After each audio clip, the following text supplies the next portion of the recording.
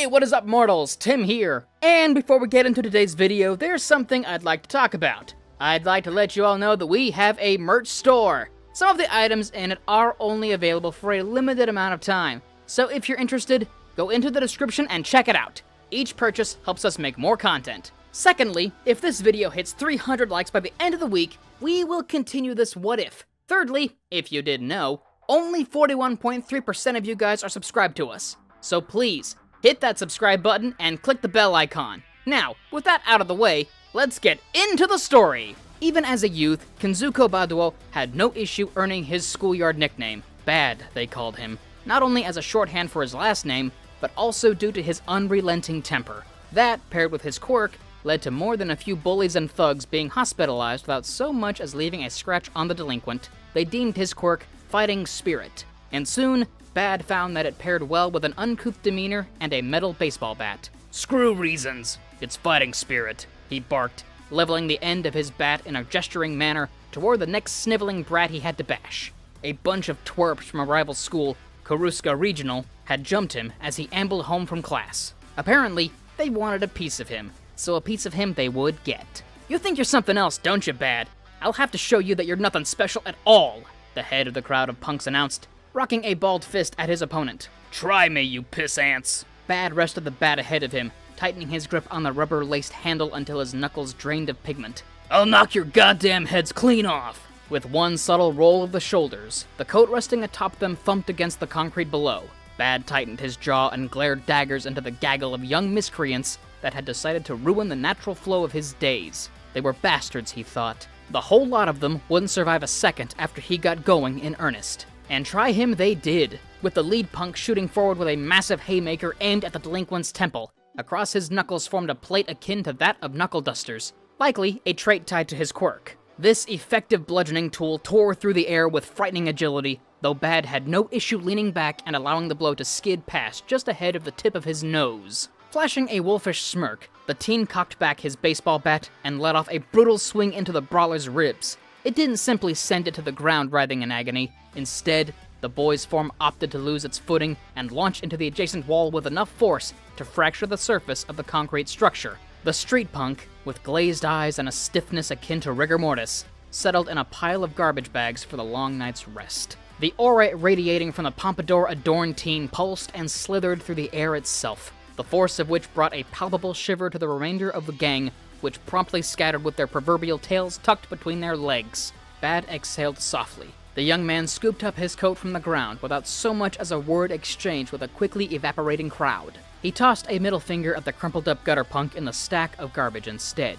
His attitude problems, truancy, and frequent bouts of juvenile delinquency posed a seemingly irredeemable issue for the staff of his already impoverished inner-city middle school, not to mention the fact that essentially every scuffle he was involved in typically ended in hospital visits for the victimized. Even with all of this in mind, Kenzuko Baduo had something to prove. He was going to get into UA, and he was going to do it decisively. Sure, he wasn't the most intelligent of his class, but there was no doubt that his quirk granted him the strength to absolutely obliterate the practical exams. The only hurdle he had to scale to get at that coveted starting line was the faculty of Musatafu Regional Middle School, as they were by no means a fan of him or his antics. In fact, Bad was sure that if they had it their way, he would be rotting away in a detention center. The ill-tempered ruffian would hear nothing about it from those washed-up hacks, though. Even with poor grades and an attendance that left something to be desired, he wouldn't be dissuaded from giving it a shot. I see.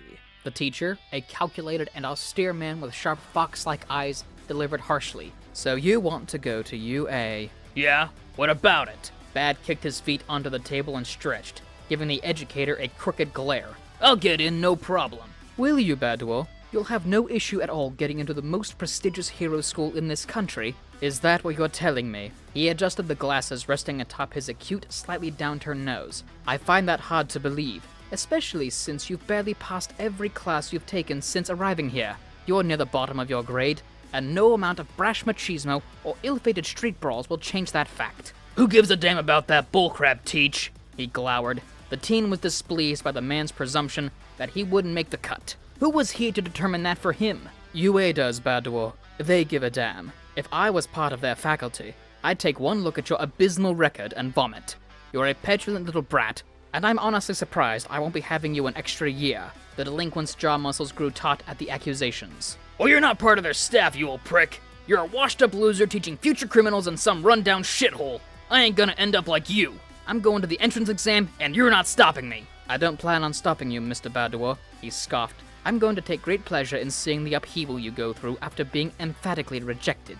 With the assurance that he was, in fact, allowed to participate in the entrance exam, Bad immediately exited the room in a huff. He was so infinitesimally close to knocking the daylights out of the would-be tutor that he had to step away. The delinquent had gotten what he needed anyways. No need to stick around and get into a yelling match with his former teacher, especially since it would probably devolve into trading blows, and the young man didn't want to mar his record even further with aggravated assault or attempted murder. Before we get back into the story, I would like to say that we've got a second channel called Anime Deep Dive. Anime Deep Dive goes over the hard facts of the anime presented. If you are interested in content like this, please go check the description below, or click the eye icon in the top right corner. Now with that out of the way, let's get back into the story. Though he disdained the teacher for his gross misconduct, something from the meeting did resonate with the delinquent youth. If he wanted to get in, he'd have to study. So for the first time in his life, Bad set out on expanding his brain instead of his muscles. Every night he toiled away at every textbook and article he could find that might give him an edge academically.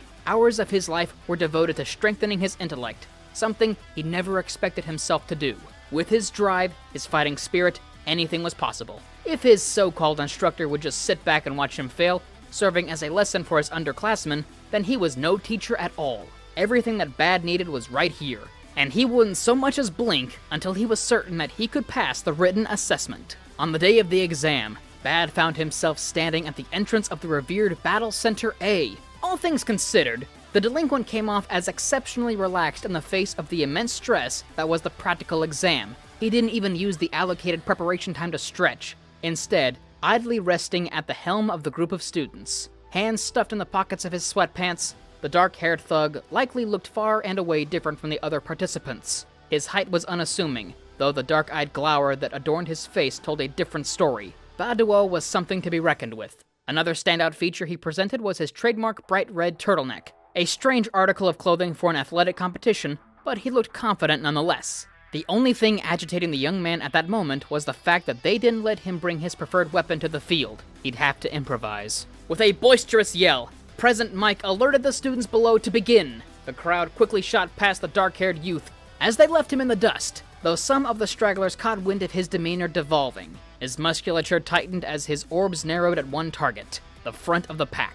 A single step turned into a dozen in an instant, his gait allowing him to leap back to near the head of the pack as they dispersed down the various side roads and alleyways that snaked through the foe city. Nearly carving his heels into the surface of the asphalt, Bad stopped just short of a three-point robot. He sneered at it, plunging his fist through a nearby concrete wall, only to fish out a shaft of rebar. "Guess this'll do," he exclaimed. The delinquent cocked his arms at the biceps and wound up a massive swing, the culmination of which practically dissipated the machine before his eyes. Sparks exploded from the impact point, the sound of metal contorting suddenly and harshly scratching against his eardrums. When the smoke cleared, all that was left of the robot was a crudely misshapen chassis and a handful of armor plates strewn haphazardly across the surface of the street. Steam erupted from the now crooked rebar pipe.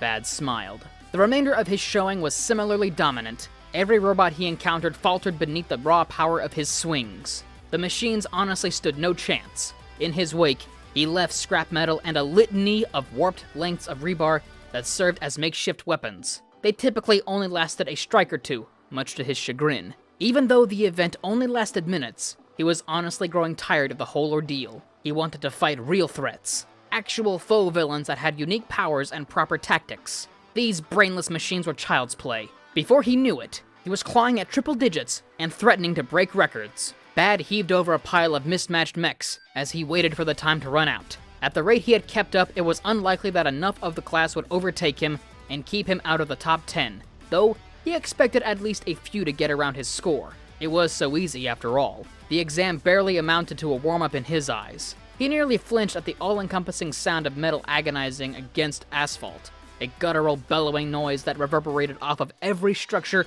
and penetrated and vibrated every single inch of the battle center down to its core. With his teeth rattling in the confines of his skull, the youth turned to see a titan towering far above the mock businesses and residential areas that made up the layout of the city. Huh, must be the 0-pointer. You don't look too tough, you big bastard, he barked. Bad dug another stretch of rebar, this one longer than most of the others, for such an event. This would keep him busy until the test came to a conclusion. The rolling sound of thunder followed in pursuit of the 0-pointer's screeching treads. The telltale sound of students far and wide retreating from the threat with urgency. The young ruffian didn't share such a sentiment. He cursed at the cowards as they darted past him. He broke into a sprint towards the robot, shooting headlong toward it with reckless abandon like a true hero should, as foolish as it was. Knowing his own abilities, he quickly realized he wouldn't be able to leap from the street all the way to the massive thing's mechanical cranium, so he devised an alternative, more unorthodox route to his target.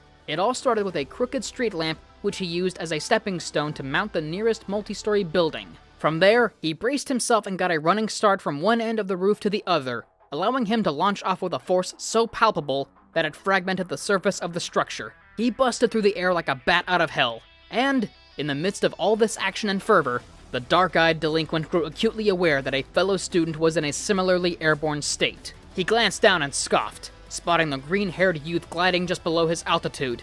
Did this kid want to make it a competition or something? With how he was gliding through the air, he likely had the power to back up this challenge. With a smirk, Bad called out to him, "All right then, Broccoli Head, let's see what you got!" Midoriya glanced up at the other student with a stammer, but the dark-haired challenger had already turned his attention back to the machine. The two attacked the robot in tandem, practically crumpling the thing's head. Bad's attack also took a few feet off of its height, as its neck irreversibly compressed. Satisfied at the absolute annihilation of the most stout of the foe opponents, the young man turned his chest to the pavement and began his plunge towards the ground. When he got close enough, he tuck and roll with minimal injury, and go talk to that freckle-faced kid that helped him take down the damn thing. As he opened his eyes, though, he found that that young man was plummeting dangerously fast, and more importantly, it seemed like his legs were limp and completely compromised. Taken aback, he straightened his trajectory and lunged out for young Midoriya, taking him by the collar and tucking his battered body into his chest. Flipping over, he braced to land back first into the pavement. "You're gonna owe me a few broken ribs, you asshole. Why'd you jump up there if you knew it was gonna pop your legs like overcooked hot dogs?" "She was stuck. I had to save her," Midoriya replied, his adrenaline high wearing off. He blacked out immediately after. "Her? Who the fu—" Before he could finish his callous phrase, an open hand struck his cheek and sent him reeling off to the side. Much to his surprise, though, he didn't strike the road with a sickening thump. Glancing around, he discovered that he was floating just above the ground. The effect only lasted a moment, though, as he unceremoniously landed on his rear and lost his grip of the teen he had saved, who toppled over and rested on the tarmac, face down. On his opposite flank, Bad found the aforementioned girl vomiting her guts out after quirk overuse. The envelope arrived as the Baduo family sat down for dinner. With its discovery by the youngest of the family, Zenko, time practically stopped within the household as Bad clawed it out of her hands and hurriedly tore it to ribbons, allowing the puck to skid across the table and stop just short of his father. An image of the #1 hero, All Might, shot forth with all the gusto and mysticism that surrounded him on television, though this time he adorned a snug yellow suit instead of his usual costume. "Kenzuko Baduo, this is your UA entrance invitation, if you didn't know." All Might grinned from ear to ear, his fists buried into his hips and his chest pressing outward in the classic idealist pose. "Your martial skill threatened to put our roboticists to work. You nearly put us out of commission, boy." All Might let a hearty chuckle slip through. It was obviously a lighthearted jab. "You scored an unprecedented 87 combat points during the practical exam, and though you barely passed the written portion, this is more than enough to pass." The entire Baduo family nearly leapt from their chairs from excitement. They fell silent, however, as All Might continued. "There were other factors at play, though. For your bravery in the face of danger, namely the 0-point Leviathan you helped take down, the committee decided to award you an additional 40 rescue points! You saved lives out there, Baduo, and that's what a hero does. We wish you luck from the depths of our hearts, young man, and we can't wait to have you in the upcoming school year." The family, barely hanging onto the edge of their collective seats, erupted in cheers for their son. He had done it, against all odds. The delinquent from an inner-city junior high school had just broken through social barriers and emerged on the other side as a UA student. Bad beamed. "You have a good day, big brother," Zenko called out, hugging the dark-haired youth's leg as he made his way to the door. It was his first day at UA, so he had opted to leave earlier than usual. He didn't expect his entire family to ambush him, though. You look wonderful, Kenzoku. His mother grinned. Let me get a photo. Alright, he grumbled, though he quickly adorned a closed-mouthed smile as his little sister gleamed up at him. He took her up in his arms and rested her on his shoulder, wrapping his bicep around her leg as if she was a basket. Bad smiled for the camera, flexing his other arm.